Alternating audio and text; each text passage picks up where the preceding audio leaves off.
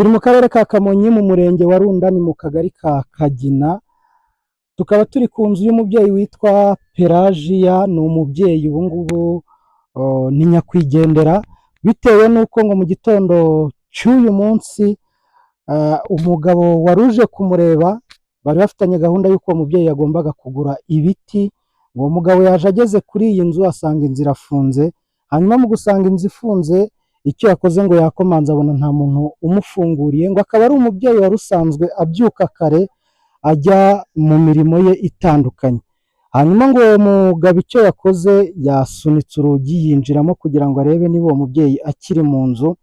Mu kwinjira mu nzu rero ngo asanga uwo mubyeyi n'ubundi aryamye yoroshe igitenge, ariko ngo aramukomanga, mu kumukomanga abona ntarimo gukanguka.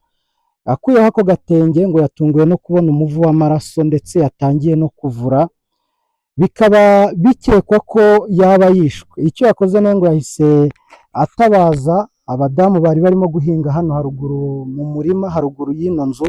Aha turi ni kuri salo, ni ku muryango winjira muri salo, kuko umuryango w'iyi nzu yo mu gikari n'ubundi uri hepfo, we rero ngo yari yaciye n'ubundi mu gikari. Hanyuma icyo yakoze rero ngo yahise atabaza abo bari barimo guhinga, baraza bahageze basanga uwo mubyeyi Pelajiya yamaze gushiramo umwuka.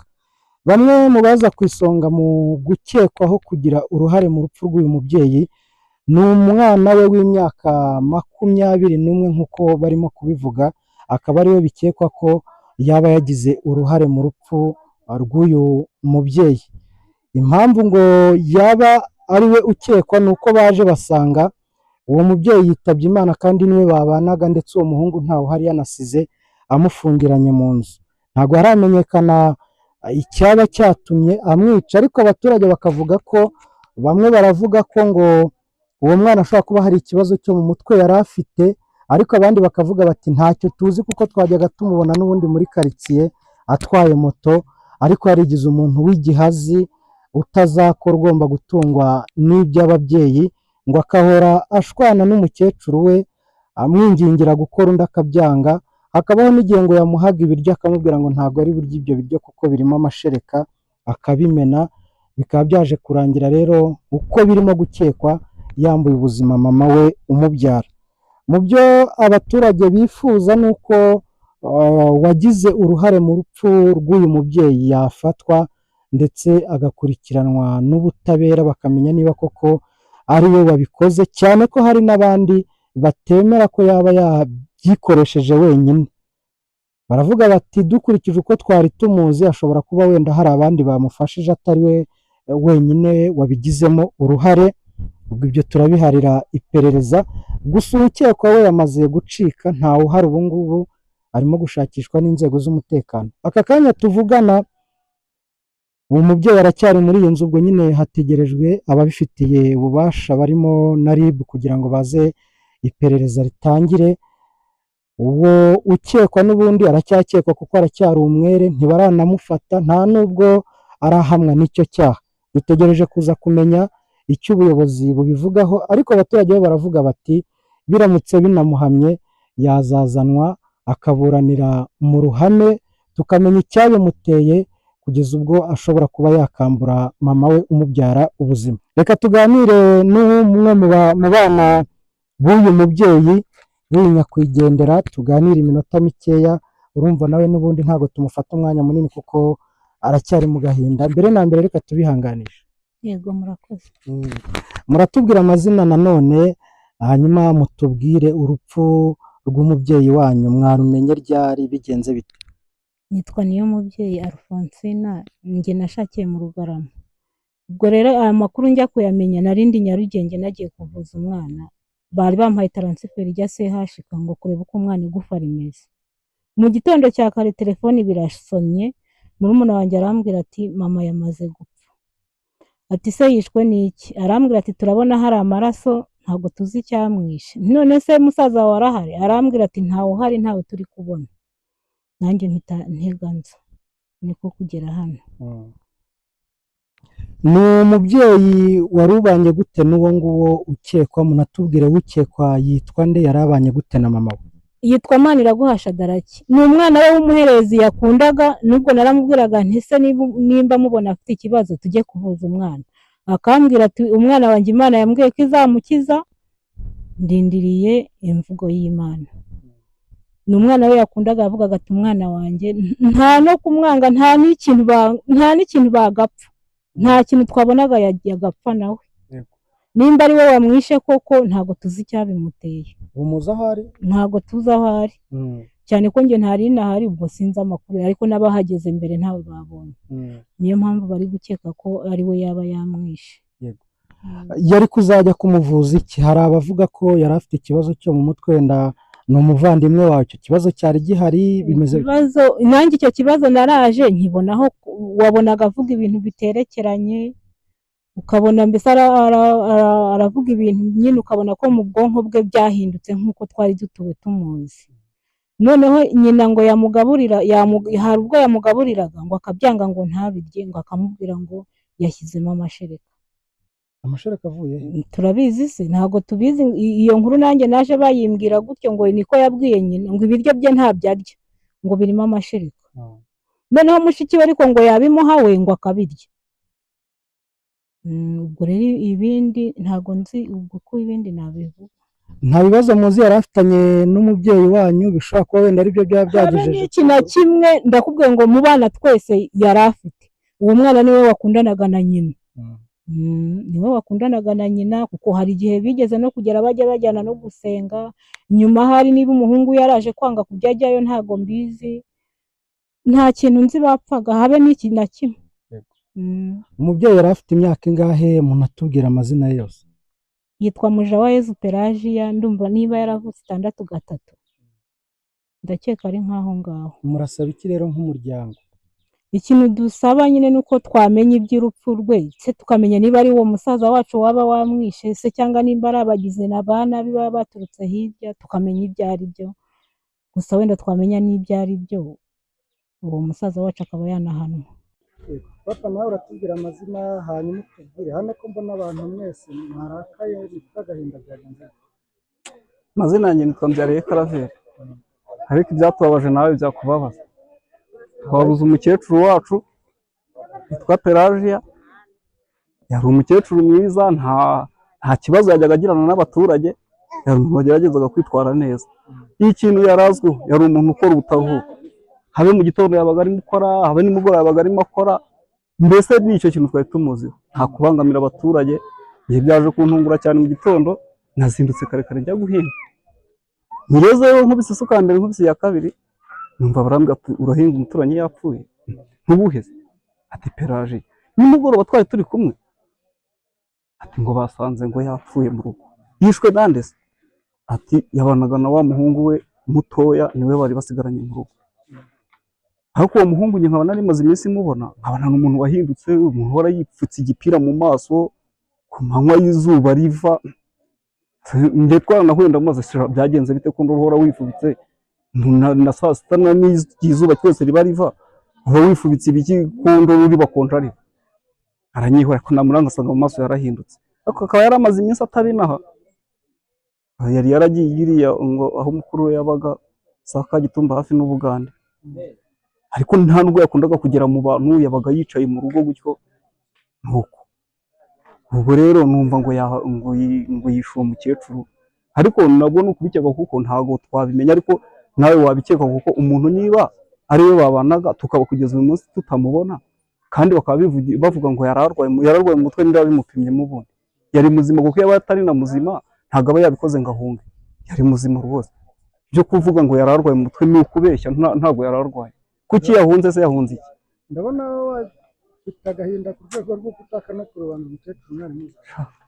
Umukecuru rwose njyewe yajyaga akunda kuza no mu rugo akanyihera n'ubwatsi, nkihera inka, yaba arimo kura akaba yaguha imigozi, kugira ngo umuntu yumve ngo yapfuye ni ibintu byatubabaje. Murifuza iki ariko ntorero bamufana? Keretse uwo muhungu bamuzanye, nawe byo kutubwira ibyo bamukorera byo kutubwira ngo wamufunga se ngo yungure iki leta? Cya mbere cyagiye kuturira imisoro, twe twihinga dukora ntacyo yakoraga, yari umuntu wari umusonga rero, tumve ngo bamujyanye ngo kumufunga. ararya imisoro ya leta zo ko yayunguye iki? Ntacyo, bamuzane akatirwa urumukwiriye, cyo kutubwira ngo baramufungamo ibiki? mbese ijisho ryawe rwirinde papa Oya, nta kintu bimaze kumufunga, kuko niba batanamufunga n'ubundi ntabwo twe twabyemera. Kumufunga ze baramufunga ngo bamare iki? murakora iki mukabyemera Nta kindi kintu agomba gukorerwa, agomba guhora icyo yakoze nawe, nta n'ibindi. hari amategeko ahana ibyaha nk'ibyo ariko urumva nanone nyine ibyo mwe mwifuza ntabwo aribyo byaba iryo tegeko ahubwo mu batubwiye n'amuhura nabo barihindura, cyo kujya inyungu yabyo ni iyihe? Ntitubwire.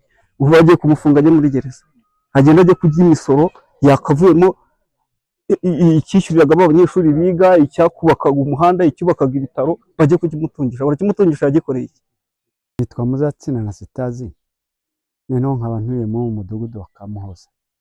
Ubwo rero mu gitondo nagiye mu masengesho tuvuye gusenga, mbwira umudamu twari tuvanye gusenga nti ungendeye buhoro ngiye kureba umukecuru hano Pelagia, kubera ko yarambwiye ati uzaze ngo ibiti byo kugura. Ubwo rero naje ngeze hariya haruguru ndahamagara numva ntibanyitabye, ndakomanga urugi sinitegereza ko rukingiye n'inyuma. Ubwo nibwo nakase nza hano mu gikari ndahamagara nabwo numva ntanyitabye, noneho nsubiye ruguru imbere hariya aho nakomanze abana mpasanga abadamu babiri ariko amazina yabo ntabwo nyazi. Ubwo abo badamu umwe arambwira ati umukecuru atari kubanza arimo, ati ntawasohoka, nteye kubanza nta muntu urimo, ati ashobora kuba arimo. Noneho baraje tuhagana ku rugi, noneho ubwo mfata agakondo ndakingura, ubwo bari bambwiye ko ngo hakingiye inyuma, njyewe nari nzi ko hakingiye imbere. Noneho ntegereje gutya mbona umukecuru araryamye, ariko noneho sinamenya niba ari umukecuru cyangwa ari umuhungu. Noneho ubwo mba ndagiye ngeze ku mukecuru ntipiraje, ariko nabanje guhamagara ntipiraje ntiyakitaba. Noneho mugeze iruhande mba ngize gutya ntipiraje, ngira ngo ni umuntu urwaye ushobora kuba ari mu buriri, wenda ari uburwayi bwamuhejeje mu buriri. Nkozeho gutya numva umutima umvuyemo, numva ni nk'igitumba, numva ni nk'igiti, nko guhika igiti, numva yagagaye. Noneho ubwo nibwo natwikuye gutya nkikuriye mbona amaraso hasi yarayaryamiye. Ubwo nibwo nahise nongera ndakata mbwira abadamu nka wa muntu yapfuye ntibyarangiye, ndabona amaraso ntibamwishe. Nuko ubwo duhita dukata tujya ku muhanda tubibwira abandi bantu, nuko tuti wa mukecuru bamurangije bamwishe. Nibwo tugarukanye n'abo bantu, ubwo nibwo twamenyaga ko ngo batubwiraga bati ashobora kuba ari umuhungu we wamwishe kuko niwe babanaga aha ngaha. Nuko ngo kuko byatugendekeye. uhagera umuhungu we yari ahari yari yagiye kare, nta wari uhari. Nubwo mu kumwica amaraso nabonye yari yibumbabumbye ari ibintu bw'urubumbe, ntabwo yari ashobora kuba yamwishe nko mu ma saa sita y'ijoro cyangwa mu ma saa tanu, mbese cyangwa wenda nka saa kumi n'ikare, nka saa tanu cyangwa saa yine. ukimara kubimenya wakoze iki? Twajyanye n'abo badamu tujya ku muhanda tubwira abandi bantu ko uwo mukecuru arangije gupfa, ko bamwishe. Nk'abaturage rero yari umuntu muzi, yari abanye gute n'abana be? Bamwe ko bavuga ibitandukanye ko we n'abo bana batari babanye neza, harimo n'uwari uherutse ngo kumuhunga akajya kwibana, abandi bakavuga ko uwo mwana ngo ashobora kuba hari ikibazo yari afite cyo mu mutwe. mwe mwari mumuzi gute? najyaga numva bavuga ngo ashobora kuba ngo arwaye ngo mu mutwe, ariko njyewe ntitwegeranye, njyewe naturutse epfo ku mugezi, nubwo ntitwegeranye cyane, ariko aba hano hafi numvaga bavuga ko uwo musore we ngo bitagendaga neza mu mutwe. Cyakora uwo musore namubonye mbona yambaye imyenda itari nk'iy'umuntu muzima. Murasaba iki rero inzego cyane z'umutekano bivuga ko yanacitse? Inzego z'umutekano ni uko zamushakisha hanyuma bakamufata bakamuhana nk'uko yakoze icyaha kibi akaba yishe umubyeyi we. Mwabyumvishe rero ko uwo nguwo ukekwa n'ubundi Shadrake kugeza amagingo aya ntawe uhari, ntago bazi aho aherereye, ariko buriya n'ubundi uko biri kose inzego z'umutekano zacu nazo zikora neza, ari buze wenda kumenyekana nawe agira ibyo asobanura. Reka tujye aho hateraniye abaturage ruguru ku muhanda. Hano twari turi ni mu rugo rwa nyakwigendera, birumvikana abaturage bo bari haruguru ku muhanda. Ubwo ibindi biri buze kuva mu nzego z'ubuyobozi n'abandi baturage turi bukomeze kugenda tuganira, byose turabibagezaho. Umukecuru witwa Mujawayezu Pelagie w'imyaka 64, twamenye amakuru mu gitondo ko yapfuye yishwe, ariko ntibiremezwa n'inzego zibifitiye ubushobozi. Ni nayo mpamvu kugeza ubu ngubu tukizitegereje kugira ngo hafatwe iperereza ritangira, hafatwe n'ibimenyetso. Uwamwishe we ntabwo aramenyekana, iperereza riracyarimo gukorwa.